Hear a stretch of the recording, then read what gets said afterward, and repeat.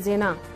የኢትዮጵያ ንግድ ባንክ በወረራ በተያዙ የምዕራብ ትግራይ አካባቢዎች ያወጣውን የሐራጅ ሽያጭ ጨረታ እንዲሰርዝ ጥሪ ቀረበ። የፌዴራልና የግል ተቋማት በምዕራብ ትግራይም ሆነ በሌሎች የትግራይ አካባቢዎች የሚፈጽሟቸውን ማንኛውም የጨረታ አይነቶች በሞራልም ሆነ በሕግ ተቀባይነት የሌላቸው ሲልም ማህበሩ አስታውቋል። ገብርታላይ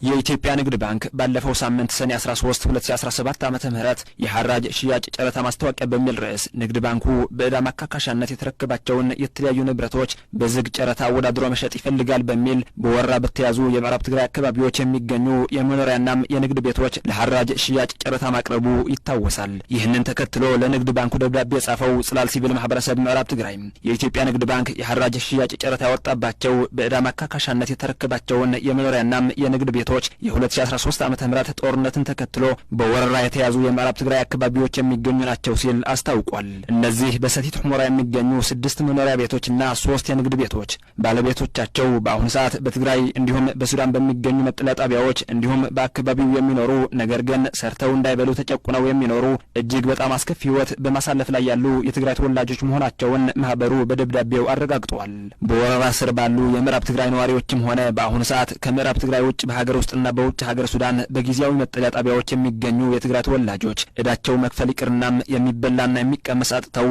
አስከፊ ወቅት እያሳለፉ መሆኑን ዓለም በሙሉ የሚረዳው ሐቅ ነው በማለትም ማህበሩ ገልጿል። እነዚህ ወገኖች ዕዳቸው መክፈል የሚችሉት በመኖሪያና በንግድ ቤቶቻቸው በሰላም መኖርና መነገድ ሲችሉ ነው ያለው ጽላል ሲቪል ማህበረሰብ ምዕራብ ትግራይ በደብዳቤው። ይህ ባልሆነበት ሁኔታ ህዝባችን ከቤቱ ነግዶ ከሚበላበት ንግድ ቤቱናም ከእርሻው በኃይል ተባሮ 5 ዓመት ሙሉ ኑሮበትና ሰርቶበት የማያውቀውንናም በወራሪዎች እጅ ሆኖ እየተኖረበትና እየተሰራበት ያለው በዕዳ ማካካሻነት የተያዘ ቦታ ብሎ ማጫረት በሞራልም ሆነ በሕግ ፈጽሞ ተቀባይነት የሌለው አሳፋሪ ተግባር ነው ሲል ድርጊቱን ኮንኖታል። የኢትዮጵያ ንግድ ባንክ እውነታው ሳይረዳ ቀርቶ የፈጸመው ነው ብሎ እንደማያምን የገለጸው ማህበሩም ያወጣው ጨረታ የአካባቢው ተጨባጭ ሁኔታ ያላገናዘበም እንዲሁም ህጋዊ አሰራርን ያልተከተለ በመሆኑ ባንኩ ያወጣው የሐራጅ ሽያጭ ጨረታ በአስቸኳይ እንዲሰርዝ ጠይቋል። የኢትዮጵያ ንግድ ባንክን ጨምሮ ሌሎች የፌዴራልና የግል ተቋማት በምዕራብ ትግራይም ሆነ በወረራ በተያዙ ሌሎች የትግራይ አካባቢዎች የሚፈጽሟቸውን ማናቸውም የመኖሪያ የንግድን ጨምሮ የተለያዩ ንብረቶች ጨረታም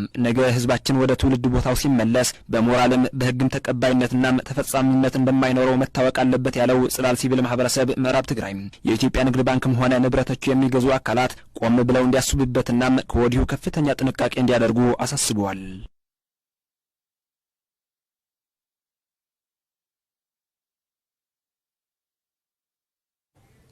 የትግራይ ጊዜያዊ አስተዳደርም ሆነ ህወሓት ተፈናቃዮችና ስደተኞች ወደ ቀያቸው መመለስና የትግራይ ሉዓላዊ ግዛት ማረጋገጥ ቀዳሚ አጀንዳቸው አድርገው እንዲሰሩ ጽላል ሲቪል ማህበረሰብ ምዕራብ ትግራይ ጥሪ አቅርበዋል። ዘላቂ ሰላም ማረጋገጥ የሚቻለው ተፈናቃዮችና ስደተኞች ወደ ቀያቸው ሲመለሱና የትግራይ ሉዓላዊ ግዛት ማረጋገጥ ሲቻል ነው ሲል ጽላል ሲቪል ማህበረሰብ ምዕራብ ትግራይ ገልጸዋል። ሙሉ ብርሃን ግደይ ጽላል ሲቪል ማህበረሰብ ምዕራብ ትግራይ የፕሪቶሪያው ስምምነት ሙሉ በሙሉ በመተግበር ተፈናቃዮችና ስደተኞች ወደ ቀያቸው እንዲመለሱ ከማድረግ ይልቅ ባዶ ተስፋ እየተሰጠና የፖለቲካ መጫወቻ የሆነ በስቃይና መከራ ውስጥ እንዲቀጥል ተፈርዶበታል ሲል ገልጿል። ስቃይና መከራ የበዛበትን ህዝባችን ትዕግስቱ ተማጦ ወደ አደባባይ በመውጣት ክረምት በኬንዳ መኖር ይብቃ፣ ሞትና መከራ ይብቃን በማለት ድምፁ እያሰማ ነው ሲልም ነው ማህበሩ የገለጸው። ማህበሩ ለትግራይ ጊዜያዊ አስተዳደርና ለህዝባዊ ወያነ ሓርነት ትግራይ ህወሓት ተፈናቃዮችና ስደተኞች ስቃይ እንዲያበቃ ግዴታቸውን እንዲወጡ የሚጠይቅ ደብዳቤ ጽፏል። ከራሱ አልፎ ለሌላው የሚተርፍ የነበረ ከጎረቤቶቹ ጋር አብሮ የመኖር ባህልና ልምድ ያለው የምዕራብ ትግራይ ህዝብ በ2013 ዓ.ም ትግራይ ላይ በተከፈተው ጄኖሳይዳዊ ጦርነት ተጨፍጭፎ እንደ ህዝብ ብቻ ሳይሆን እንደ ቤተሰብም ህይወቱ ለማዳን ቤቱ ሳይዘጋ እግሩ ወዳመራው ወደ ሱዳንም ወደ ተለያዩ የትግራይ አካባቢዎችም እንዲበታተን መደረጉን ለትግራይ ጊዜያዊ አስተዳደር ፕሬዝዳንት በጻፈው ደብዳቤ የገለጸው ማህበሩ የተቀረው ህዝብም በወራሪዎች ስር ወድቆ ማንነቱን ተነጥቆ በአስከፊ መከራ ውስጥ ይገኛል ሲል ገልጿል። እነዚህን ሁሉ መከራዎች ተደራርበው ማህበሩ የፕሪቶሪያው ስምምነት እንዲፈጸም ተፈናቃዮችና ስደተኞችም ወደ ቀያቸው እንዲመለሱ ፈራሚዎች ላይም ሆነ አፈራራሚዎች እንዲሁም ፈጻሚ አካል በሆነው የትግራይ ጊዜያዊ አስተዳደር ላይ ተጽዕኖ ለመፍጠር ከሚታገልባቸው ዋና ዓላማው መሆኑን በመግለጽ በአስቸኳይ መተግበር ያለባቸውን ነጥቦች አስቀምጧል። በዚህም ከተፈረመ ከ2 ዓመት 6 ወር በላይ ያስቆጠረው የፕሪቶሪያው ስምምነት እስካሁን ያልተተገበረበትና ተፈናቃዮችና ስደተኞች ወደ ቀያቸው ያልተመለሱ ያልተመለሱበት ምክንያት ለህዝባችን በግልጽ እንዲነገርና አሁንም ድረስ እያለቀ ላለው ህዝባችን ተጠያቂ አካል እንዲኖር የጠየቀው ማህበሩ የትግራይ ጊዜያዊ አስተዳደር ተፈናቃዮችን ለመመለስ የያዘው እቅድ በግልጽ እንዲያስቀምጥ